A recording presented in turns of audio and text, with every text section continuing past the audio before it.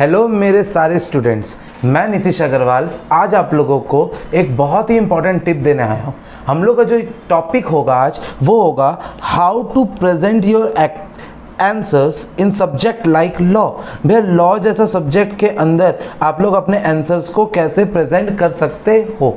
भैया ये बात तो हम लोग तब जान सकते हैं जब हमें ये पता चले कि लॉ को हमें पढ़ना कैसे। लॉ अगर हम लोग समझ पा रहे हो, हम लोग अगर उसको पढ़ने का जो स्ट्रैटेजी है वो सही रखेंगे, तब हम लोग को पता चल जाएगा कि लॉ का आंसर कैसे प्रेजेंटेबल बना सकते हैं। अगर लॉ में किसी भी तरह की दिक्कत हो रही है तो ये वीडियो आप लोग को बहुत ही यूजफुल होने वाला है। ये वीडियो को पूरा देखिएगा। लास्ट में मैं आपको ये भी बताऊंगा कि लॉ को प्रेजेंट कैसे किया जाता है, एग्जाम में किस फॉर्मेट में लिखा जाता है। तो चलिए ये वाला वीडियो स्टार्ट करते हैं। सबसे पहले समझना, मैं यहाँ पे ना एक हैंड रिटन नोट्स लेके आया हूँ खुद का, हैंड रिटन नोट्स लेके आया हूँ खुद का, जिसके अंदर मैं आपको ये समझाऊंगा कि भैया हैंड रिटन नोट्स बनते कैसे हैं, उसमें क्या क्या पॉइंट इंक्लूड किया जाता है और वो आपको एग्जाम में कैसे बेनिफिट देंगे। समझो, यहाँ पे मैंने क्या किया, यहाँ पे मैंने सेक्शन 18 लिखा, ठीक है। मैंने रेड कलर में उस टॉपिक का हेडिंग लिखा, ठीक है। उसके अंदर मैंने 2 पॉइंट लिखे, 1 पॉइंट 2 पॉइंट। ये दोनों पॉइंट के अंदर मैंने सारा जितना भी इंपॉर्टेंट स्टफ्स था, जितने भी इंपॉर्टेंट चीज़ थे, वो सारे के सारे यहाँ पे मैंने लिख दिए।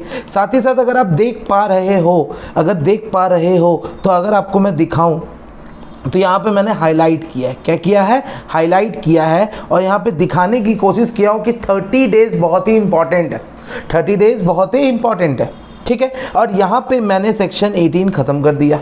दूसरा चीज़ अगर आप देखोगे तो देखो यहाँ पे मैंने ना पेज नंबर लिखा है कि पेज नंबर 2.12 से लेके पेज नंबर 2.33 तक ये मेरा हैंड रिटन नोट्स में कवर है। ये पूरा मेरा हैंड रिटन नोट्स में कवर है।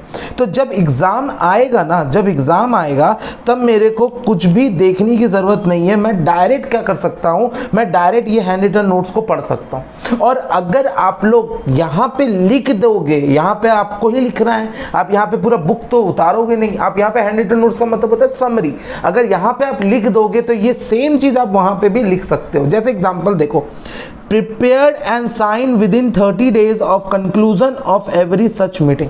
यहाँ पे मैंने ये लाइन लिख दिया है, ये लाइन मेरे इंग्लिश का है, ये मेरा कंफर्टेबिलिटी है, ये बुक का लैंग्वेज नहीं है। तो जब सेक्शन 118 के अंदर का क्वेश्चन आएगा ना एग्जाम में, तो मेरे को ये लाइन याद रह जाएगा, लेकिन आपको बुक की लाइन याद नहीं रहेगी। मेरा कहने का मतलब ये है। अच्छा, उसके बाद देखिए क्या है, उसके बाद मैंने सेक्शन 177 के ऊपर लिखा। सेक्शन 177 के अंदर पब्लिक कंपनी लिखा, उसमें शेयर कैपिटल लिखा, टर्नओवर लिखा, लोन लिखा, ये सारा लिखा। ये ऑडिट कमिटी के ऊपर है, ये आपका सीए के अंदर भी है, सीएमए के अंदर भी है, सब जगह है। उसके बाद मैंने कंपोजिशन लिखा कि 3 डायरेक्टर होना चाहिए, एक इंडिपेंडेंट डायरेक्टर होना चाहिए, एक तुम्हारा capability of reading the financial statement होना चाहिए। तो मेरे को ये भी याद रह जाएगा। मैंने यहाँ पे छोटा सा लिख भी दिया 10 50 100, 10 50 100।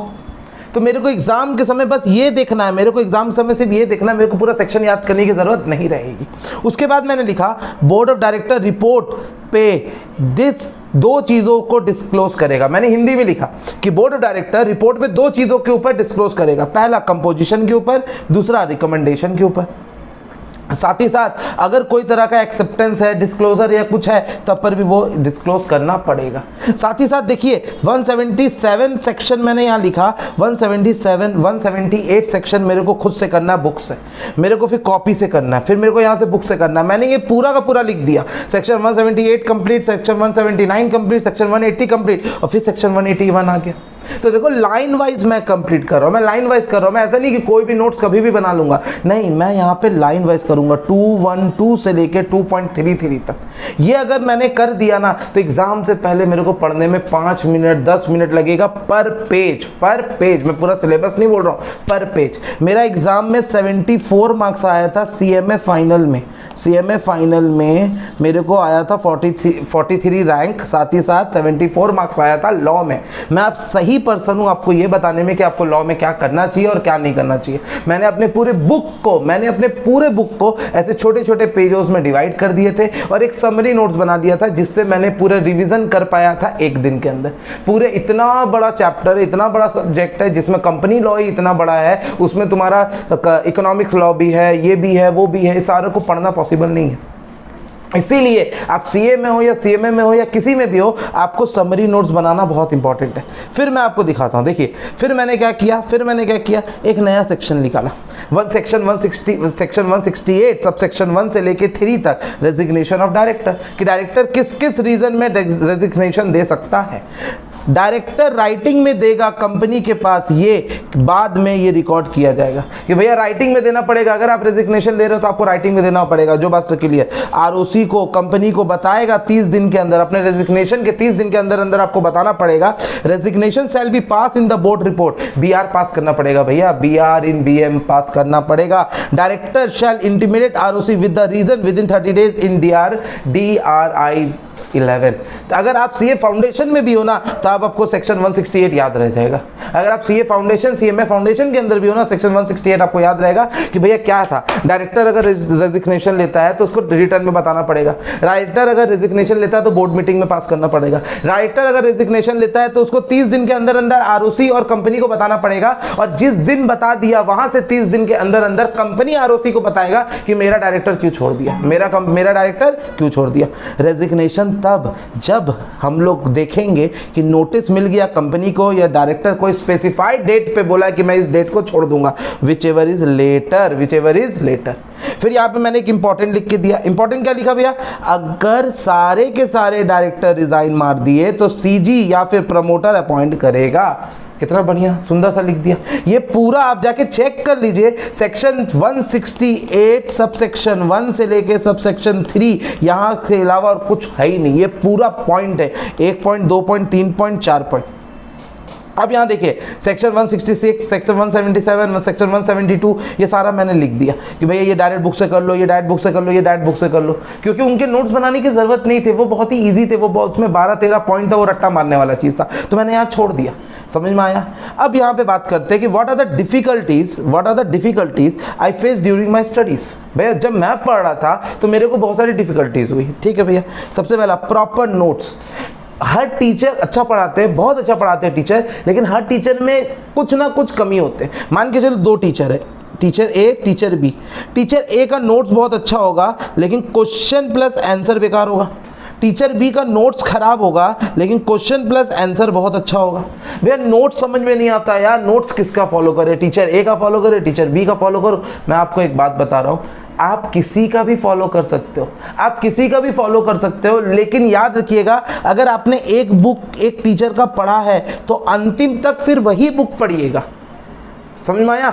2 टीचर का 2 बुक पढ़ने से बेटर है एक टीचर का 2 बार बुक पढ़ना। अगर आप एक ही बुक को 2 बार पढ़ोगे ना तो आपका दिमाग का क्लेरिफिकेशन बहुत अच्छा होने वाला है। अगर आप एक ही बुक को 2 बार पढ़ो, लेकिन आप 10 बुक पढ़ रहे हो तब फायदा नहीं है। हम लोग का दिमाग में एक फोटो जेनरिक मेमोरी बनाता है, जिसके वजह से ना हम लोग उस पिक्चर्स को दिमाग में रिटेन कर पाते हैं। आप लोग जब एग्जाम देते होंगे ना तो आप लोग का दिमाग में एक फीचर आता है, एक पिक्चर आता होगा, अरे ये वाला आंसर ना पेज नंबर इसमें लिखा हुआ था, लेफ्ट पेज में लिखे हुए थे, ऊपर में छोटा सा लिखा हुआ था, भगवान याद दिला दो। तो ये होता है फोटो मेमोरी। फोटो मेमोरी बहुत जरूरी होती है। तो जब आप 10 बुक पढ़ते हो ना तो ये फोटो मेमोरी नहीं बनती है। तो मैं एक ही बुक फॉलो करता था, भले किसी भी एक बार में मैंने चूज कर लिया ये बुक पढ़ना है, मतलब पढ़ना है, बात खत्म। मैंने अपना पूरा का पूरा किसी एक्स टीचर का बुक से नोट्स पढ़ा था और किसी एक्स टीचर का क्वेश्चन बैंक पढ़ा था। क्वेश्चन बैंक तो आजकल टेलीग्राम में भरे पड़े हुए, नहीं होगा तो आप मेरे को डीएम कर दीजिएगा, इंस्टाग्राम व्हाट्सएप कहीं पे भी, मैं आपको दे दूंगा, कोई इशू नहीं है। दूसरा, how to learn and how much to learn. भैया कैसे याद करें, याद नहीं हो रहा, पढ़ ले रहे समझ ले रहे लेकिन याद ही नहीं रहता है यार। भैया इतना सेक्शन है, 200 300 400 सेक्शन है, कैसे याद करें। And how much to learn, रट्टा लगा ले, सब पूरा बुक रट्टा मार दे। आप बोलिएगा तो पूरा बुक लिख देंगे। बाबू तुम रोबोट नहीं हो, रोबोट नहीं हो ना, मैं रोबोट हूँ। तुमको क्या लगता है मैं जो 74 नंबर यहाँ पे लेके आया हूँ क्या मैं पूरा बुक रट्टा मार के गया था क्या? तो मेरे को कोई भी बोलेगा पेज नंबर 301 में क्या लिखा है बताइए, बता दूंगा क्या? ना बाबा ना, मैं आपको नहीं बताऊंगा। तो आपको करना क्या है, आपको हैंड रिटन नोट्स बनाने। सेक्शन 168 के अंदर जितने भी इंपॉर्टेंट टॉपिक है, जितने भी इंपॉर्टेंट चीज़ है, वो आपको समझ में, पढ़ के समझ में आ जाएगा कि इतना ही इंपॉर्टेंट है। आपको क्या लगता है इससे ज़्यादा और एग्जाम में कुछ पूछेगा क्या आपसे? नहीं पूछेगा भैया। डायरेक्टर का रिमूवल का प्रोसेस पूछेगा, आप यहाँ पे लिख दिए बढ़िया तरीका से, आप एग्जाम में लिख दोगे। तो भैया आपको उतना ही लर्न करना है जितना एग्जाम के लिए रिलेवेंट है। पूरा रट्टा लगाने की ज़रूरत नहीं है। पूरा रट्टा आप लगा भी नहीं सकते। कोई बच्चा अगर आपका दोस्त बोलता भी है ना, अरे भाई मैंने ना पूरा 200 सेक्शन रट्टा लगा दिया, मेरे से बात करो, मेरे से फ़ोन में बात कराना, हम आपसे बात करते हैं कि आपने 200 सेक्शन रट्टा लगा दिया ना, आइए हम बात करते हैं। किसी का ताकत नहीं। जो टीचर 10-10 साल पढ़ा भी लिया ना, वो भी रट्टा नहीं लगा सकता। और बताओ, इसीलिए आपको उतना ही पढ़ना है जितना रेलिवेंट है। आपको एग्जाम में एक सब्जेक्ट में 60 नंबर लाना है, दैट्स इट, खत्म यार, बस बहुत है। बाकी 8 सब्जेक्ट है, 8 में ले आएंगे, 60 करके लाएंगे तो बहुत हो गया, 480 नंबर हो गया, 400 में पास है। तीसरा, व्हाट पॉइंट्स आर इंपॉर्टेंट। भैया कौन से पॉइंट्स ऐसे हैं जो इंपॉर्टेंट है? समझिए मेरी बात को। ये बात आपको पहली रीडिंग में पता नहीं चल रहा है कि कौन सा पॉइंट इंपॉर्टेंट है, कौन सा पॉइंट इंपॉर्टेंट नहीं है। आपने एक बार पूरा एक सेक्शन पढ़ा, 1 से लेकर 10 सेक्शन तक आपने पढ़ लिया। 1 से लेकर 10 सेक्शन पढ़ने के बाद आप उसका क्वेश्चन बैंक सॉल्व कीजिए। क्वेश्चन बैंक सॉल्व करते समय आपको दिखेगा कि अरे ये वाला पॉइंट, ये वाला सेक्शन 7 जो इनकॉर्पोरेशन का है, इससे 5-6 बार क्वेश्चन आ गया और उससे बार बार हम लोग से डेट पूछा जा रहा है। तो आपको ये पता चल जाएगा कि इनकॉर्पोरेशन का ये वाला पॉइंट बहुत इंपॉर्टेंट है। उसको हाईलाइट करके रखिए, उसको मार्क करके रखिए, और एग्जाम के समय बस वही वाला पढ़ना है। ऊपर वाला कहानी याद आ जाएगा, लेकिन वो वाला पॉइंट आपको याद नहीं आएगा जो आपने हाईलाइट नहीं किया। इसलिए हाईलाइट जरूर कीजिएगा। और मैं आपको एक बात अच्छा बताऊं, इन अंदरूनी बात बताता हूं, अगर कोई टॉपिक आपको समझ में नहीं आ रहा है, पहला रीडिंग किया नहीं समझ में आया, दूसरा रीडिंग किया नहीं समझ में आया, मैं आपको एक ट्रिक बताता हूं। आप पेंसिल, पेन और हाईलाइटर लेके बैठिए, एक बार पढ़िए, बस चीसिए, पेंसिल लेके चीसिए, हाइलाइटर लेके चीसिए, कोई भी इंग्लिश मीनिंग का हिंदी वर्ड लिखिए, उसमें कुछ भी लिखिए, कोई फर्क नहीं पड़ता है। लेकिन आप लिख के बंद कर दीजिए, अगला दिन फिर वो टॉपिक पढ़िए, मैं आपको लिख के देता हूं कि वो समझ में आ जाएगा। और पूछिए क्यों? क्योंकि आपके दिमाग को इंस्ट्रक्शन मिल चुका है, अरे ये टॉपिक तो हम लोग पढ़ चुके हैं, इसमें तो अंडरलाइन है, इसमें तो हम लोग का हाइलाइटर है, ये पक्का तुमको आता है, तो आप उसको भूलोगे नहीं। लेकिन कोई नया बुक पढ़ते हो ना, तो डर, दिमाग हम लोग का इंस्ट्रक्शन देता है, अरे यार ये तो हमको आता ही नहीं है, ये हम लोग पढ़ेंगे कैसे, हमको तो ये आता ही नहीं है। लेकिन अगर वो चीसा हुआ रहेगा ना, तो आपको हमेशा याद दिलाएगा कि अरे ये पढ़ा हुआ है भाई, तुम बिंदास होकर आगे बढ़ो, कोई दिक्कत वाली बात नहीं है। भैया एक और आप समझा देता हूँ, देखो section 169 removal of director by the member OR pass करेगा तो हटा देगा। अगर वो 3 कंडीशन में अपॉइंट हुआ है तो मेंबर उसको नहीं निकाल सकता। देखो कितना प्यारा लिखा हुआ है, व्हाट्सएप लैंग्वेज इस्तेमाल है, एक बार में पढ़ के याद हो जाएगा।